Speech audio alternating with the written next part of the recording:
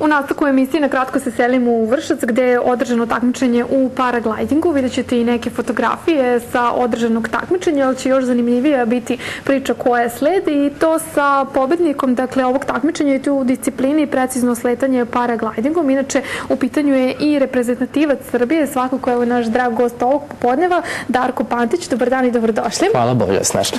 Pa, nakon što su se utisci zbirali i nakon što, verovatno ste sa zadovoljstvom primili ovu nagradu, za najbolje u disciplini precizno sletanje paraglidingom, možemo i mi ovako da čujemo utiske.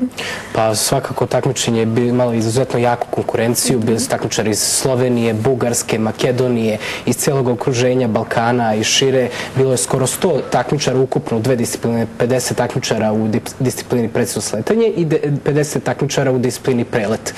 To su dve discipline. Interesantno, prvi put kod nas je održano faktički biatlon, dve discipline u ovom sportu istom dana. Dakle, bilo je premijerno, da tako možemo da kažemo, toga nije bilo pre kod nas?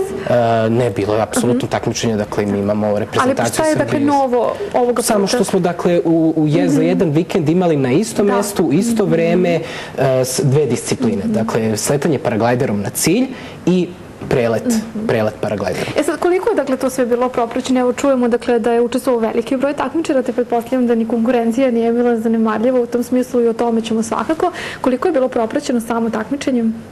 Izuzetno je bila jaka konkurencija, kao što sam rekao, dosta svetskih imena je bilo. Mi smo inače izuzetno jaki u toj disciplini. Prošle godine smo na svetskom prvenstvu osvojili treće mesto, zatim prethodnih imamo i zlatnu medalju i tako dalje. Izuzetno smo uspešni u toj disciplini. Bilo je publike, to sam htjela da pitam. Da, obično bude. Ne sad što inače precizno sletanje je atraktivno za publiku. Zato i pitam, da. Dok u disciplini prelet, obično takmičari svi odlete negde daleko i ne može baš publika da proprati to. Sad, šta je najveći izazov, malo da čujemo i vaše iskustva iz vazduha? Najveći izazov je ostati, koncentrisan da, pošto se precizno sletanje kao disciplina sastoji od toga da se iz više serije što preciznije sleti na cilj.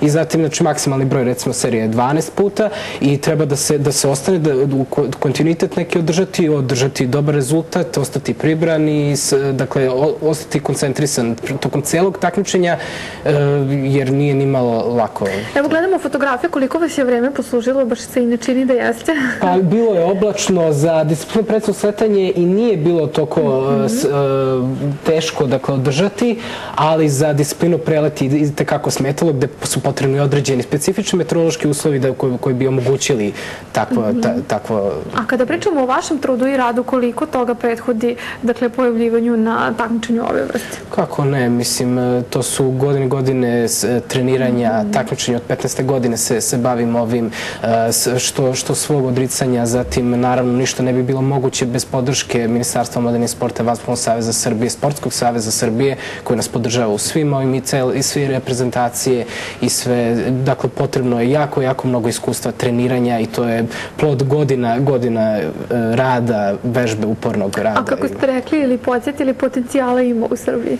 Ima, kako ne, uopšte za paraglidinga i takođe mi smo jako mala vazduhoplovna nacija, a velika po rezultatima. Dakle, mi smo rame uz rame sa nekim svetskim, alpinškim zemljama, Švajcarskom, Francuskom, Austrijom, Nemačkom, velesilama poput Rusije i tako nekim sasvim smo rame uz rame. Iako, recimo, imamo naša populacija je možda 150 pilota u našoj zemlji, dok u Nemačkoj, recimo, imate između 10 i 20 hiljada pilota. U Sloveniji posle skijanja to možda je jedan od najmasovnijih sportova.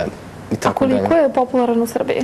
U Srbiji je, kao i svaki vazduhoplovni sport, zahteva određena sredstva, tako da i nije baš, ali svakako je godinama već u ekspanziji. To je inače jedan od najmlađih vazduhoplovnih sportova i polako se razvija, ima nove mlade nade se pojavljuju.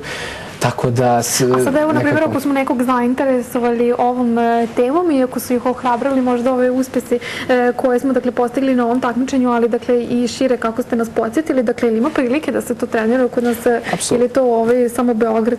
Apsolutno ima, postoje škole, paragliding škole u celoj Srbiji, raspoređene su imaju u Beogradu, u Vršcu paragliding škola, postoji paragliding škola na Zlatiboru, u Kraljevu, tako da po celoj Srbiji manje više regionalno postoji dosta klubova i paragliding škola gde se mogu javiti, ima sve na internetu. I kolika su odricanja, evo i to ste pomenuli, dakle sve se mora, dakle koji inače, dakle vredno raditi, truditi. U principu paragliding je najpristupačiji vazduhoplovni sport, dakle opremu osnovno možete nabaviti već za 500 evra i tako, ali s obzirom na naše prilike i to je skupo, tako da svega ima. U principu, ako hoćete da letite, ovo vam je najpristupačniji način, jer u principu sve što zahteva je dobra volja, poštovanje sebe, svojih ograničenja, jedan ranac, vi odete na brdo, ispešačite, raširite svoju opremu, poletite, proletite možda određenu distancu, sletite, spakujete se,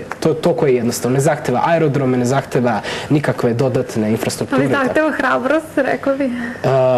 Pa dobro, naravno, ali ima i straha, naravno, to je prirodna stvar. God to kaže, laže, da se ne plaši.